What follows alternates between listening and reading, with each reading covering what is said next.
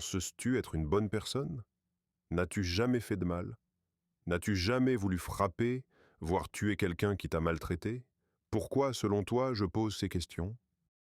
Aujourd'hui, je vais te parler du concept de l'ombre selon Jung.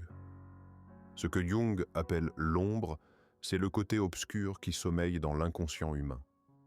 Carl Jung affirme que chaque être humain porte en lui un démon enclin à la méchanceté. Mais ce qui est intéressant, c'est que Jung ne veut pas que l'homme rejette son ombre. Au contraire, il veut qu'il l'accepte et la maîtrise. Il pense qu'un individu ne peut réellement être bon qu'après avoir compris et contrôlé son propre côté obscur. Connaître son propre côté sombre est la meilleure façon d'affronter celui des autres, dit Jung. Les idées de Jung ont suscité des réactions contrastées à son époque. Pour beaucoup, le bien et le mal étaient des concepts totalement opposés et incompatibles. Selon eux, une personne bonne ne devait avoir aucune part de mal en elle. Pourtant, quelqu'un qui ignore son propre côté obscur n'est pas une bonne personne. C'est une personne naïve. Être bon et être naïf ne sont pas la même chose. Une personne naïve est vulnérable.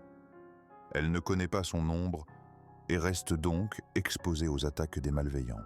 En revanche, une personne bonne maîtrise son ombre, ce qui lui donne la force de vaincre le mal.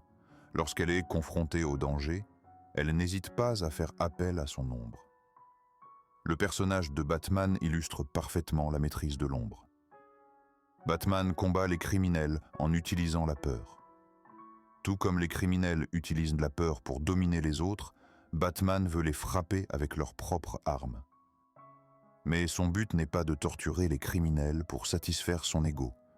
Il n'utilise pas son ombre à des fins personnelles ou égoïstes. C'est précisément ce qui différencie le bien du mal. Une personne mauvaise utilise son ombre pour son propre intérêt. Elle prend plaisir à faire souffrir et à terroriser. À l'inverse, une personne bonne utilise son ombre pour combattre le mal. Et je le répète, une personne naïve ne peut pas devenir un héros. Prétendre être entièrement bon et ignorer son ombre ne fait pas de quelqu'un une bonne personne, mais une personne naïve. Cependant, il y a un danger. Celui qui affronte trop souvent son ombre risque de lui succomber. Celui qui combat un monstre doit faire attention à ne pas devenir un monstre lui-même. Si tu regardes longtemps l'abîme regarde aussi en toi, a dit Friedrich Nietzsche. Celui qui passe trop de temps avec son ombre finit par être contrôlé par elle, au lieu de la contrôler. Et ce qui rend une personne mauvaise, c'est la perte de contrôle sur son ombre. L'histoire d'Anakin dans Star Wars en est un bon exemple. Bien qu'il soit un Jedi talentueux et dévoué au côté lumineux, il ne parvient pas à maîtriser ses émotions sombres, comme la colère et la peur. Et ces émotions finissent par le dominer. Le guerrier de la lumière bascule alors du côté obscur. À côté de ceux qui sont dominés par leur ombre, il existe aussi ceux qui ne réalisent même pas qu'ils sont contrôlés par elle. Et cette situation est encore plus dangereuse. Adolf Hitler, en voulant créer une race aryenne prétendument supérieure, croyait faire le bien en éliminant ceux qu'il jugeait génétiquement faibles. Il était si inconscient du fait que son ombre l'avait totalement envahi qu'il se voyait comme un héros, alors qu'il agissait en monstre. En résumé, l'ombre est un guerrier en nous.